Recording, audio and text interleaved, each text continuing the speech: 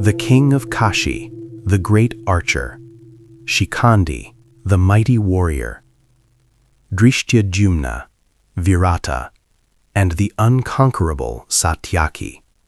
All of them blew their conch shells.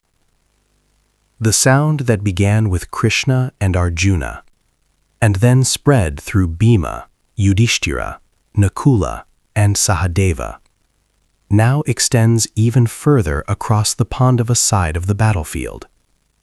What was once the voice of a few central figures has now become the voice of an entire aligned force. In this moment, the Pandava allies step forward. These are not minor warriors, but powerful kings and commanders who have chosen to stand with the Pandavas, not merely out of obligation, but out of shared purpose. The King of Kashi appears as a master archer, representing strength from one of the most respected kingdoms. His presence signals that the Pandavas are supported by rulers of great power and skill. Beside him stands Shikhandi, a figure of deep complexity and destiny, whose role in the war carries both personal and strategic significance, especially in relation to Bhishma. His presence adds a layer of inevitability to what is about to unfold. Dhrishtadyumna stands firm as the commander of the Pandava army, the very warrior who organized their formation, and was born with a purpose directly tied to this battle. His stance is not just that of a general, but of someone fulfilling a destiny set long before the war began. Nearby stands Virata, the king who once gave shelter to the Pandavas during their time of exile, now standing openly in their defense. His loyalty transforms from protection into participation. Alongside him is Satyaki, the unconquerable warrior, trained in the same discipline as Arjuna, embodying skill, discipline, and unwavering commitment to the cause.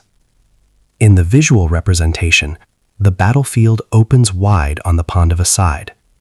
A line of powerful warriors stretches across the front, each raising their conch to their lips. The sound emerges not as scattered noise, but as a unified and rising force.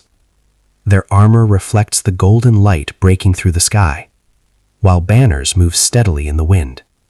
Behind them, the army stands in disciplined formation, extending deep into the horizon with chariots, elephants, and soldiers aligned with precision. The sound now becomes layered, no longer belonging to individuals, but to a collective.